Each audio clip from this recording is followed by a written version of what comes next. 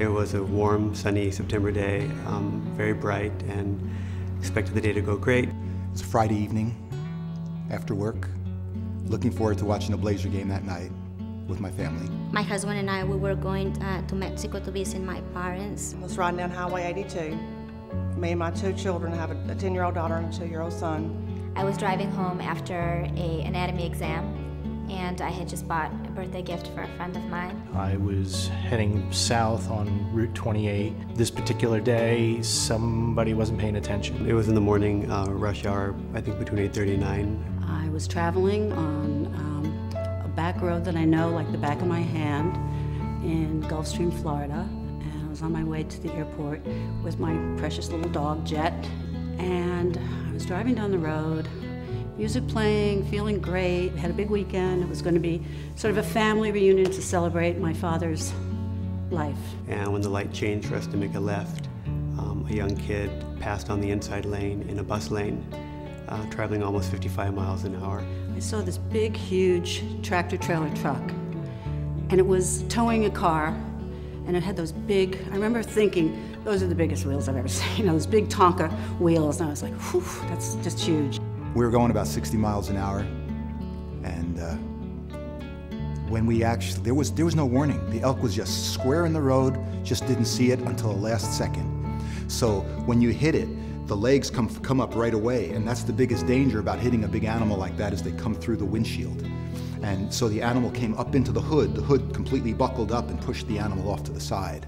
And I do remember feeling that I needed to brace the steering wheel and sort of just let it go, because I knew it was happening. Right when I saw it, bracing myself and thinking of my family, that, you know, oh my God, you know, I'm gonna have an accident.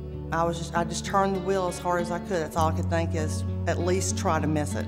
We were hit immediately the minute we made our turn. The impact was really severe. This way. It was a huge crash, and car spun around. It was tremendously loud and very, very scary. The crushing noise in the glass and the metal, it was a really, really loud, violent experience. I remember being very scared, and I think I almost stopped breathing for a second just because of shock. For a moment, I guess I was just sort of dazed as to what was going on, and I knew I had been hit, but I'm looking around, making sure nothing had happened. And my first thought was, I feel all right. You know, I mean, I really didn't feel like, you know, I was hurt. I remember this really incredible feeling, like I'm standing there in the rain, I'm alive. Luckily, being in the BMW, it did exactly what it was supposed to. It crushed in from the doors back. You couldn't even tell the car had been wrecked. That's when I realized that buckling of the hood saved my family. I remember looking at the car thinking, boy, this car really did me a great service. I mean, I felt it was strong and it held me. It's a damage, completely total damage. It looked like a toy. Like you take those little cars and then you just crack. But the inside is the same. It's like the doors can open. When I was a junior in high school, there was a 17-year-old boy who decided to not stop at an intersection. And he hit my mother's car at an angle and pushed her right into a tree.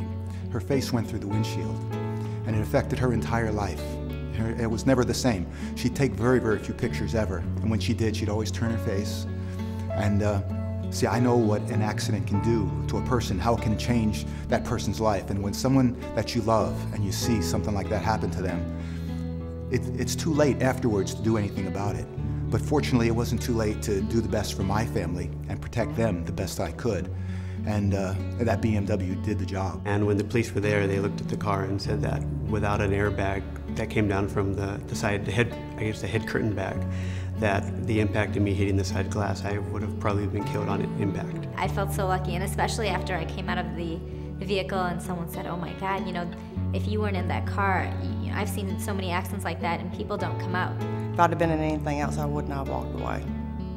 It was my birthday, and my birthday gift was my life. And if it wasn't for the car, to this day, I know I wouldn't be here. I thought of my kids in that last second before impact. It's like, oh my God, what about my family and my kids?